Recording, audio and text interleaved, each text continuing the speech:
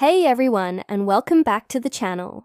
Today, we're diving into a story that's going to send shivers down your spine and make you look twice at your own hallways. Imagine waking up one morning, walking past that familiar stretch of wall, and seeing a door that was never there before. No, seriously, you'd remember something like that, right? That's exactly what happened to the Miller family. It was a Tuesday, a perfectly normal day, until young Lily, always the first one up, let out a shriek from the hallway. Her parents, David and Sarah, rushed out, thinking she'd seen a spider, or perhaps drawn on the wall again. Instead, their jaws dropped.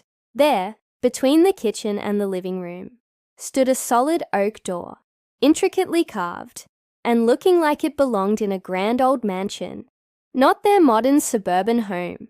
It was as if it had simply appeared, overnight, seamlessly integrated into the wall.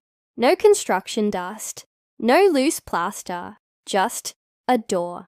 Curiosity, as they say, killed the cat, but it also compels us to explore the unknown, doesn't it? After much nervous deliberation, and David even checking the house blueprints, which of course showed nothing, they decided to open it. With a creak that echoed like a sigh from another time, the door swung inward. What they saw inside wasn't a dusty attic or a forgotten closet. It was a room, a fully furnished, impeccably decorated room, bathed in a soft, ethereal light.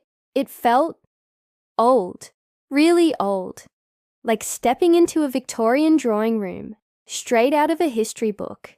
There were velvet armchairs, a grand fireplace, and shelves overflowing with antique books.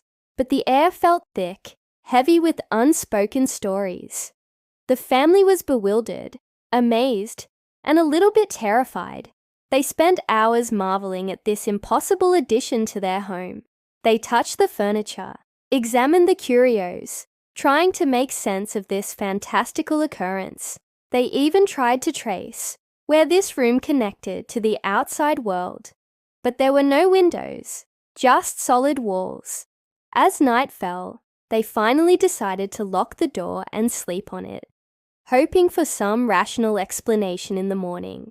But the next morning brought not an explanation, but a new mystery.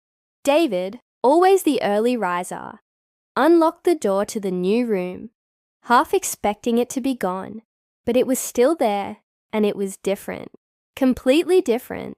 The Victorian elegance was gone, replaced by the vibrant geometric patterns and sleek, futuristic furniture of the Art Deco era.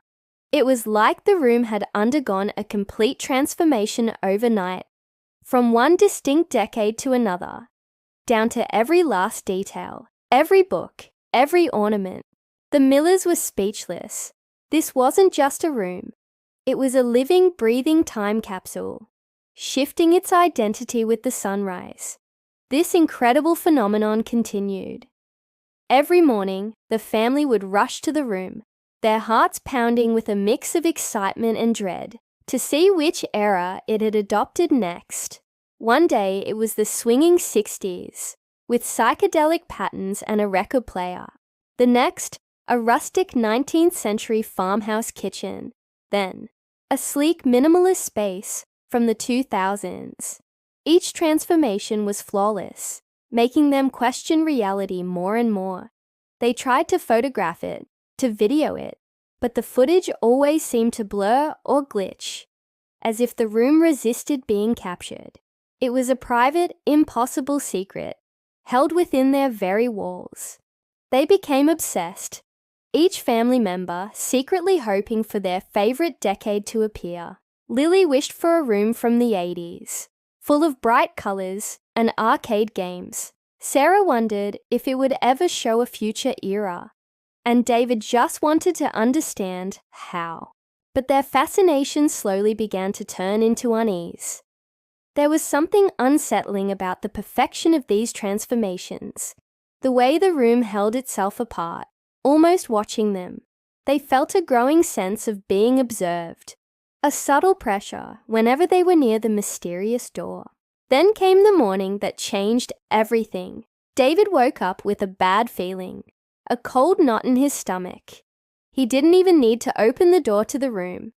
He just knew something was terribly wrong. He rushed to Sarah's side of the bed. She wasn't there.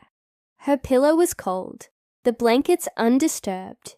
He called her name, his voice echoing eerily in the silent house.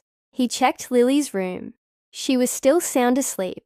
Frantic, he searched every corner of the house, his heart pounding louder with each passing moment. He even checked outside, thinking she might have gone for an early walk, though that was unlike her. Finally, with a sense of dread washing over him, he found himself standing before the impossible door. He pushed it open slowly. Inside, the room was now a lavish, ornate ballroom, straight out of the Roaring '20s, complete with glittering chandeliers and jazz music, faintly playing in the distance. It was beautiful, enchanting even, but David didn't see the beauty. He saw the empty space, the silence that followed his calls for Sarah. He felt an icy chill that had nothing to do with the morning air. Sarah was gone, disappeared without a trace. The only thing different in the house, the only place that defied all logic, was that room. The room that didn't exist yesterday. The room that changed every night, and now, the room that had seemingly taken his wife. David stood there, tears blurring his vision, staring into the elegant, dangerous beauty of the ever-changing space, understanding with horrific clarity that this wasn't just a magical wonder anymore. It was a silent, beautiful predator. He wondered, with a sinking heart, what decade it would choose tomorrow, and who else might vanish with the dawn. What do you think happened to Sarah? And if you found a door like this in your home, would you dare to open it? Let me know your theories in the comments below. Don't forget to like this video, share it with your friends, and hit that subscribe button for more chilling tales. Thanks for watching, and I'll see you in the next one.